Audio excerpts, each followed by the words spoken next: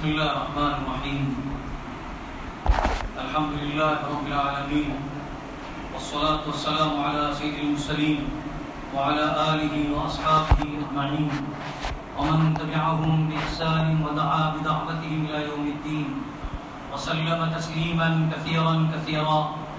أما بعد، قال الله تعالى في محكم كتابه: أعوذ بالله من الشيطان الرجيم، والفجر وليال عشر والشفع والوتر صدق اللہ العظیم. میرے محترم بزرگوں، عزیزوں اور دوستوں، اللہ رب العزت نے ہم پر بڑا احسان اور کرم فرمایا، اور اسی کی نوازش اور اسی کی عنایت ہے کہ اللہ نے ہمیں بہت ہی مبارک ایام عطا فرمائے ہیں. یہ ایام دنیا کے اعتبار سے پورے سال میں سب سے بہترین دن ہیں.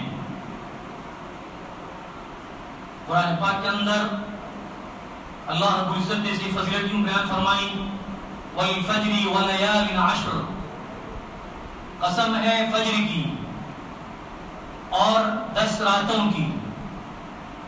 جتنے بھی محدثین ہیں، مفسرین ہیں، ان سب کا قول ہے کہ وَلَيَالٍ عَشْرٍ سے مراد ذی الحجہ کے 10 دن ہیں اور اس کی 10 راتیں ہیں. اللہ کے رسول علیہ السلام نے ان 10 دنوں کی فضیلت کے بارے میں فرمایا: مَا مِنْ أَيَّامٍ الْعَمَلُ الصَّالِحُ أَحَبُّ إِلَى اللَّهِ فِيهِ مِنْ أَيَّامِ الْعَشْرِ. اللہ کے رسول نے فرمایا ذی الحجہ کے 10 دنوں میں جو عبادتیں کی جاتی ہیں اور جو دن ہیں وہ دنیا کے اعتبار سے سب سے بہترین دن ہیں، اور ان کے اندر کیا جانے والا عمل اللہ کے نزدیک سب سے زیادہ محبوب ترین عمل ہے، سب سے زیادہ پسندیدہ عمل ہے. دنیا میں جتنا بھی انسان عمل کرتا ہے، یہاں تک علماء نے فرمایا ہے کہ رمضان کے دنوں سے بھی، دنوں سے، راتوں سے نہیں، رمضان کے دنوں سے بھی سب سے افضل ترین دن اگر کوئی ہے تو یہ ذی الحجہ کے 10 دن ہیں. اس لیے کہ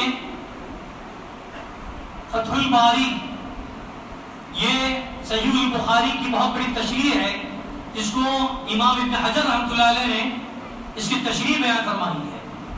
اس کے اندر انہوں نے فرمایا کہ یہ 10 دن اللہ کے یہاں سب سے زیادہ محبوب ترین کیوں، اور ان دنوں میں کیا جانے والا عمل اللہ کو سب سے زیادہ پسندیدہ کیوں ہے؟ اس لیے کہ جتنی بھی عبادتیں انسان کرتا ہے، جس کو محاتم عبادات کہتے ہیں، یعنی اصل عبادتیں، وہ تمام عبادتیں اس کے اندر جمع ہو جاتی ہیں. پہلی بات تو یہ کہ اسلام کی بنیاد جن 5 چیزوں پر ہے، اس میں سے سب سے پہلا اس بات کے اقرار کرنا اللہ کے سوا کوئی معبود نہیں، اور بے شک محمد صلی اللہ علیہ وسلم اللہ کے رسول ہیں.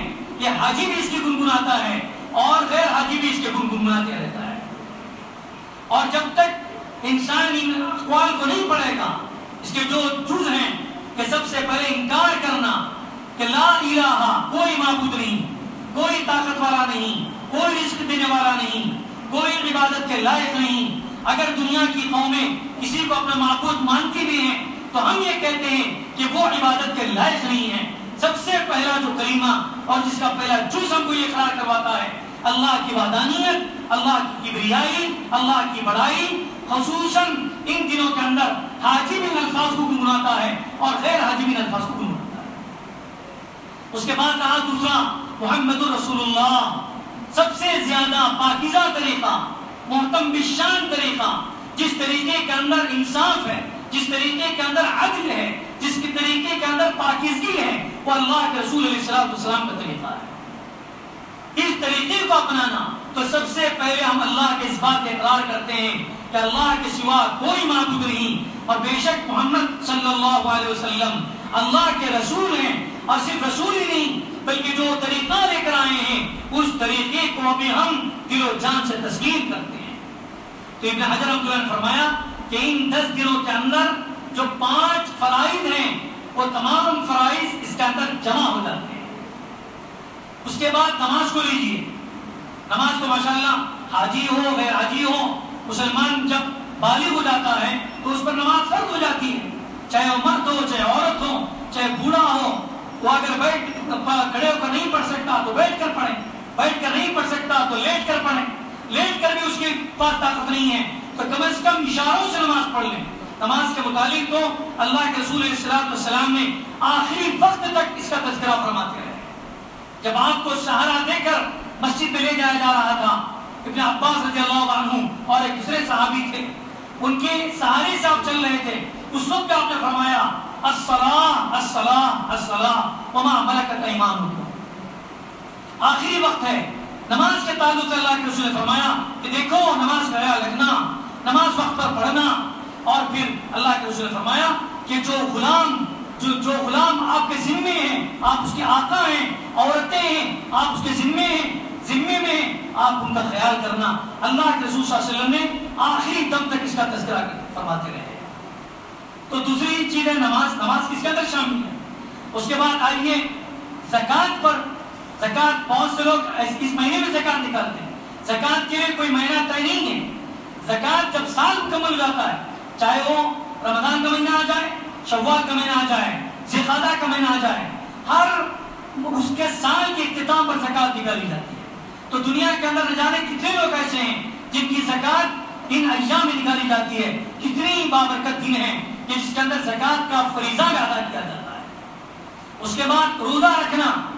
اللہ کے رسول علیہ السلام کا معمول یہ تھا کہ ذی الحجہ کی 9 تاریخ کا آپ کبھی روزہ نہیں چھوڑنا، آپ مسلسل کا روزہ رکھتے رہے۔ اس کے بعد اللہ کے رسول علیہ السلام کا معمول تھا ہر ہفتے پیر کے دن اور جمعرات کے دن کا روزہ، یہ روزہ رکھنا سنت ہے۔ اسی طرح سے 10 محرم الحرام کا روزہ، یہ روزہ بھی آپ علیہ السلام رکھتے تھے، بلکہ 2 کا حکم فرمایا، جیسے خالف الیہود والنصارى، یہودیوں کی اور نصارہ کی مخالفت میں ایک کے بجائے آپ 2 روزہ رکھا کریں۔ اسی طرح سے اللہ کے رسول علیہ السلام ہر مہینے کے 3 دن، جس کو ایام 20 کہتے ہیں، 13، 14، 15، 13، 14، 15 ان دنوں کے اندر روزہ رکھنا سنت ہے۔ البتہ ایام تشریق جو ذی الحجہ کے دن جو 3 دن ہوتے ہیں، ان دنوں میں روزہ رکھنا حرام ہو جاتا ہے۔ البتہ اس مہینے کے علاوہ دوسرے جو مہینے ہیں ان دنوں کے اندر روزہ رکھتے تھے۔ تو ابن حجر رحمۃ اللہ نے فرمایا کہ اکثر اگر کوئی 1 ذی الحجہ سے لے کر 9 ذی الحجہ تک روزہ رکھتا ہے تو اس کا روزہ رکھنا بھی سنت ہے، وہ روزہ رکھ سکتا ہے۔ اور عرفہ کے دن کا روزہ، اس کی تو بڑی فضیلت ہے۔ اللہ کے رسول نے فرمایا جو عرفہ کے دن کا روزہ رکھتا ہے، مجھے اللہ سے امید ہے کہ اس کے 1 سال سے پہلے اور 1 سال کے بعد کے گناہ اس کے معاف ہو جائیں۔ گناہ سے مراد گناہ صغیرہ ہیں، تو یہ تو عرفہ کے دن کی فضیلت ہے۔ تو اس کے علاوہ بھی دنوں کی جو کبھی کم از کم پیر کا دن ہے، جمعرات کے دن ہے، کبھی کبھار اس روزے کو رکھنا چاہیے تاکہ اللہ کے رسول کی سنت ہم کو حاصل ہو جائے۔ کتنے ماشاءاللہ اللہ کے بندے ایسے ہوں گے جن کا ہفتے کے اندر پیر اور جمعرات کا روزہ نہیں چھوٹتا، کتنے علماء کو میں نے دیکھا ہے، اور کتنوں کو یہ سب چیزیں مخفی رہتی ہیں، اس لیے کہ جہاں تک روزے کا تعلق ہے، اللہ کے رسول علیہ السلام نے فرمایا کہ اللہ نے حدیث قدسی ہے، اللہ نے فرمایا انسان جو بھی عمل کرتا ہے ان سب تمام عمل کا بدلہ میں دیتا ہوں، ان تمام عمل کا سوائے روزے کے۔ روزے میں کیا ہوگا کہ اس کا بدلہ میں دوں گا یا اس کے بدلے میں خود بھی دوں گا۔ تو معلوم یہ ہوا کہ روزہ ایک مخفی چیز ہوتی ہے، انسان کو پتہ نہیں چلتا کہ روزے سے ہے روزے سے ہے۔ اس لیے ابن حجر رحمۃ اللہ علیہ نے فرمایا کہ 10 دنوں کی فضیلت کے اندر روزہ بھی امہات العبادات میں شامل ہے، تو گویا کہ ان 10 دنوں کے اندر اس کو بھی رکھا جاتا ہے۔ اور رہا مسئلہ حج کا، تو ایام حج اسی سے شروع ہوتے ہیں، جیسے میں نے گزشتہ ہفتے بھی کہا تھا، جیسے رمضان کا مہینہ ختم ہو گیا، 1 شوال سے ایام حج شروع ہو جاتے ہیں۔ اس لیے کہ حج جو کرتا ہے تو اس کے لیے 2 پابندیاں ہوتی ہیں، ایک میقات زمانی، دوسرے میقات مکانی۔ میقات زمانی سے مطلب یہ ہے کہ حج کے لیے وقت شروع ہو چکا ہو۔ اگر کوئی آدمی حج کی نیت سے رمضان مبارک پہ احرام باندھتا ہے تو اس احرام سے وہ حج نہیں کر سکتا۔ کیوں؟ اس لیے کہ حج کے ایام ابھی شروع نہیں ہوئے ہیں۔ اس لیے اللہ کے رسول فرمایا اس کو میقات زمانی یعنی حج کا زمانہ شروع ہو جانا چاہیے۔ اسی طرح سے اللہ کے رسول علیہ السلام نے پوری دنیا سے آنے والے مسلمانوں کے لیے جو حج کے لیے آتے ہیں، فج عمیق جو دور دراز علاقوں سے آتے ہیں، سواری پر چل کر، پیدل، گھوڑوں پر، اونٹوں پر بیٹھ کر اس تک پہنچتے ہیں، اللہ کے رسول صلی اللہ علیہ وسلم نے پوری دنیا کو آنے والوں کے لیے ایک میقات مکانی طے فرمایا ہے، یعنی جب تک اس جگہ کو ہم پار کریں گے احرام کے بغیر حج کی نیت سے، عمرے کی نیت سے آپ اندر نہیں جا سکتے ہیں جب تک کہ آپ احرام میں داخل نہ ہو، احرام میں نہ ہو۔ تو یہ اس کو کہتے ہیں میقات مکانی، یعنی جگہ کو بتایا ہے کہ فلاں جگہ سے آنے والے، ہندوستان سے آنے والے، فلاں مکان سے آنے والے کہاں پر وہ احرام باندھ کر جائیں گے، جیسے کہ ہم جانتے ہیں طائف ہے، ذوالحلیفہ ہے، اس کے علاوہ اور بھی بہت سے مقامات ہیں، ان مقامات کی انسان جب جاب سے بھی آتا ہے وہاں پر احرام باندھ کے چلا جاتا ہے۔ تو یہ وہ ایام ہیں، ابھی حج کے ایام شروع ہو رہے ہیں، ہم کو معلوم ہونا چاہیے کہ خصوصاً 8 ذی الحجہ کو حاجی حضرات حرم پاک سے نکلتے ہیں اور مینا پہنچتے ہیں۔ مینا جس کو یوم الترویہ کہا گیا، اللہ کے رسول علیہ السلام جب آپ حج کو نکلے تھے تقریباً 26 ذی القعدہ کو آپ حج کے لیے نکلے تھے مدینے سے، تو آپ کو معلوم ہونا چاہیے مدینے سے جب آپ پہنچے ہیں تو سب سے پہلے آپ نے اپنا قیام فرمایا مینا کے اندر قیام کرنا سنت ہے۔ اللہ کے رسول علیہ السلام نے جتنے بھی حاجی ان سے کہا کہ آپ مینا میں جمع ہو جائے 8 ذی الحجہ اور 9 ذی الحجہ کو جو یوم عرفہ کہلاتا ہے، تمام حاجی حضرات مینا سے عرفات پہ پہنچ جاتے ہیں۔ کم از کم زوال سے لے کر سورج غروب ہونے تک اس جگہ پر قیام کرنا، ان میں کوئی بھی وقت ہو، پورا وقت رہنا بھی ضروری نہیں ہے۔ بعض بیمار ہوتے ان کو زوال کے بعد لے جایا جاتا ہے، پھر ان کو وہاں پر مستشفیٰ میں ہاسپٹل میں ان کو واپس لے کر آتے ہیں۔ تو معلوم یہ ہوا کہ زوال سے لے کر سورج غروب ہونے تک عرفہ کا قیام ہے، وہاں پر رہنا فرض اور ضروری ہے۔ اور اصل میں پورا حج، اللہ کے رسول نے فرمایا اصل میں پورے حج کے اندر عرفہ ہی اصلی ہے۔ اگر کسی کو عرفہ چھوٹ جائے تو گویا کہ اس کو پورا حج ہی چھوٹ گیا۔ تو اللہ کے رسول علیہ السلام نے وہاں پر ظہر کی نماز اور عصر کی نماز دونوں کو جمعاً و قصراً، یعنی قصر بھی فرمایا، جمع بھی فرمایا۔ اس کے بعد آپ اونٹنی پر بیٹھ کر ہی تمام لوگوں سے خطاب فرمایا، جس کو آج جو مسجد نمیرہ ہے وہاں پر امام جو ہے خطبہ دیتا ہے۔ حالانکہ وہ اس وقت مسجد کوئی نہیں موجود نہیں تھی، اللہ کے رسول علیہ السلام نے اپنی سواری پر بیٹھ کر لوگوں سے خطاب فرمایا تھا، اور بہت ہی جامع خطاب تھا۔ 1 لاکھ سے زائد صحابہ کرام موجود تھے اور آپ کے سامنے پورا مجمع تھا، اور آپ نے گویا کہ خذوا عنی مناسککم، یعنی حج کے جتنے بھی احکامات ہو سکتے ہیں، فرائض ہو سکتے ہیں، سنتیں ہو سکتی ہیں، شرطیں ہو سکتی ہیں، وہ سب مجھ سے لے لو۔ اور اللہ کے رسول صلی اللہ علیہ وسلم نے ایک ایک کر کے سب کو بیان کیا۔ پھر بہت سی وہ اہم چیزیں نماز کے متعلق، روزوں کے متعلق، عورتوں کے تعلق سے متعلق، حقوق کی ادائیگی سے متعلق، اور سود کی حرمت کے متعلق، اور ظلم سے ہٹنے کے متعلق اللہ کے رسول صلی اللہ علیہ وسلم نے بہت ہی جامع خطبہ دیا۔ اگر آپ پڑھنا چاہیں تو جہاں پر بھی پڑھ سکتے ہیں، اردو میں بھی، عربی میں ہر زبان میں خطبہ موجود ہے، جس کو خطبہ حجۃ الوداع کہتے ہیں۔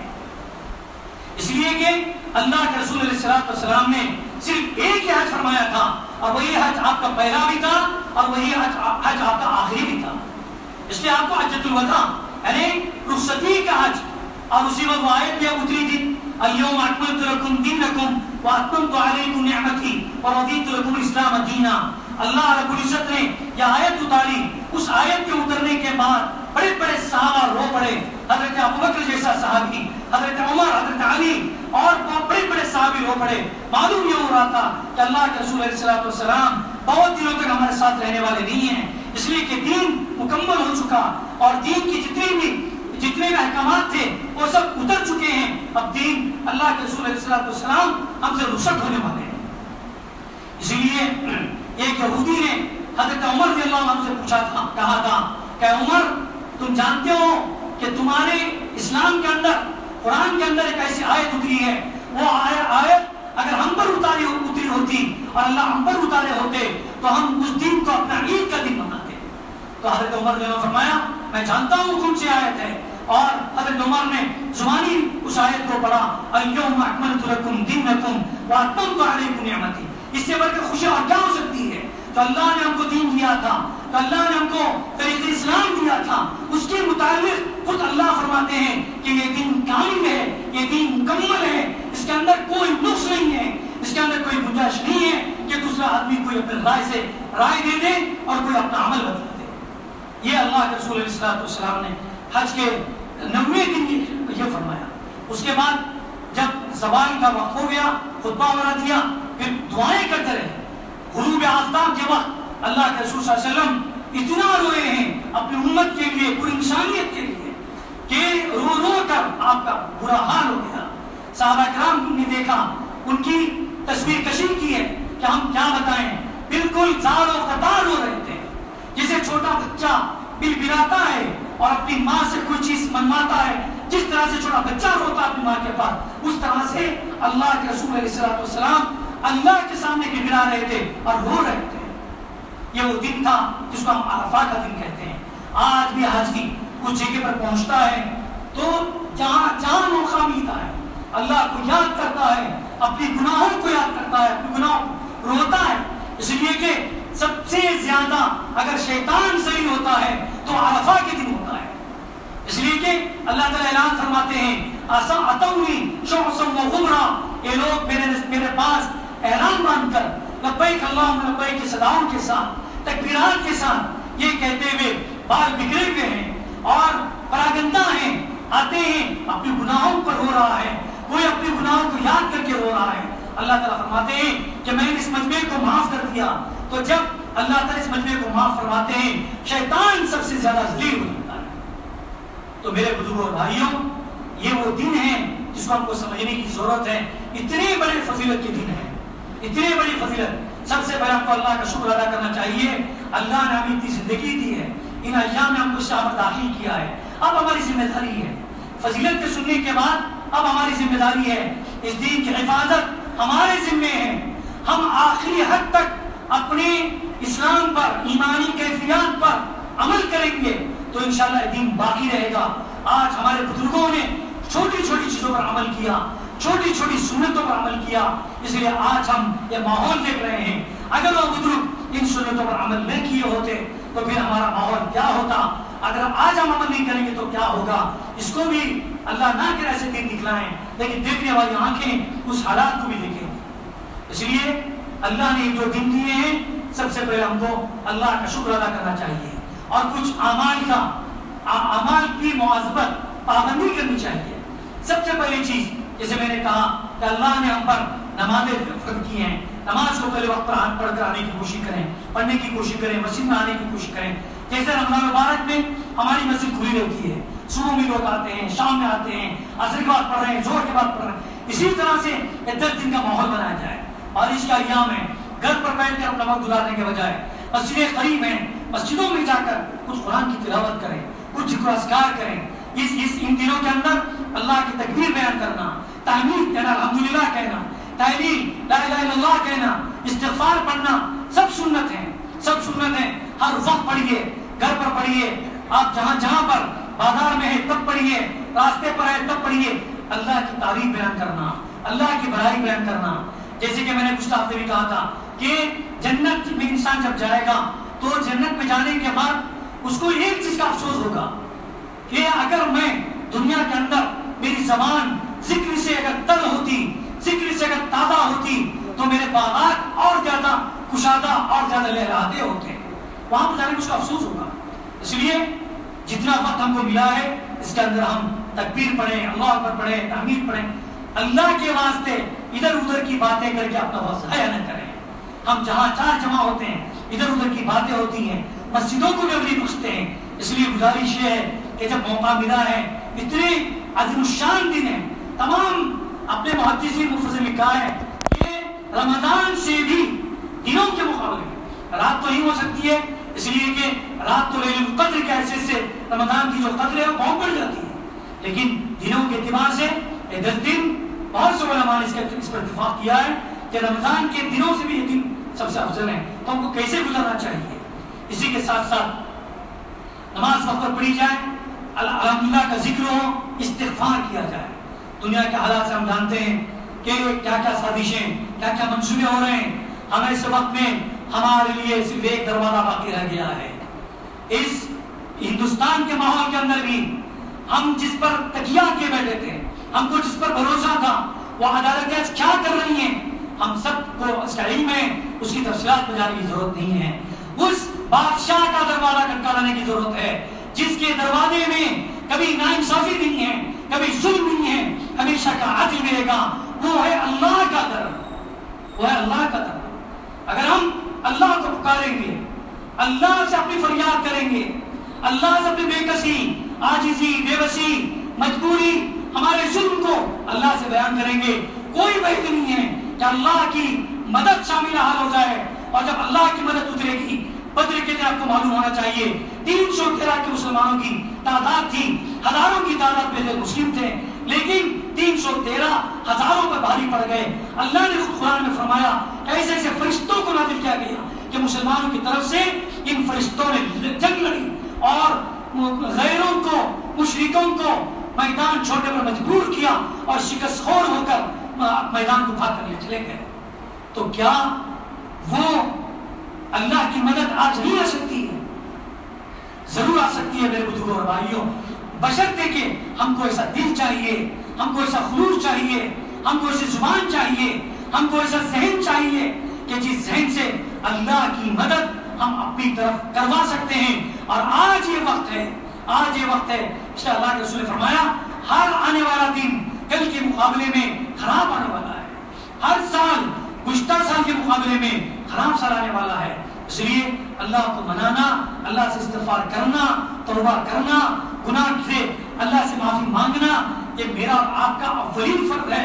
اور اس سے بڑھ کر مبارک دن نہیں ہو سکتے جن دنوں کے اندر اللہ کی اتنی عظیم الشان رحمتیں اور برکتیں برستی ہوں اور اللہ کے حرام اتنا محبوب ہو۔ تو اگر ان دنوں میں ہم کریں گے تو انشاءاللہ اللہ تعالیٰ ہمارے اعمال میں سے گناہوں کو معاف کرے گا اور اچھے اعمال کے ہم کو اللہ تعالیٰ توفیق دے گا۔ اسی کے ساتھ ساتھ ان دنوں کے اندر ذی الحجہ کے بعد انشاءاللہ ہمارا جو عید کا دن ہوگا قربانی ہوگی۔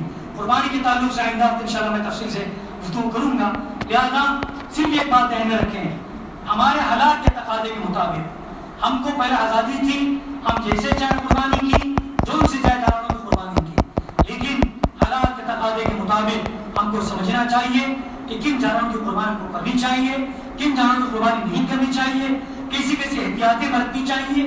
یہ سب چھوٹی چھوٹی چیزیں ہیں، لیکن چھوٹی چیزیں بڑے چیزوں کا شاخسانہ ثابت ہوتی ہیں، یعنی وہاں پر آنے کا سبب ظاہر کرتی ہیں۔ اس لیے آپ سب سے کہتا ہوں قربانی کرنا اللہ کے رسول کی سنت ہے، ابراہیم خلیل اللہ کی سنت ہے، لیکن ان جانوروں کا احترام کرنا اور حالات کے تناظر میں ان کو پیش کرنا یہ سب سے بڑی ذمہ داری ہے۔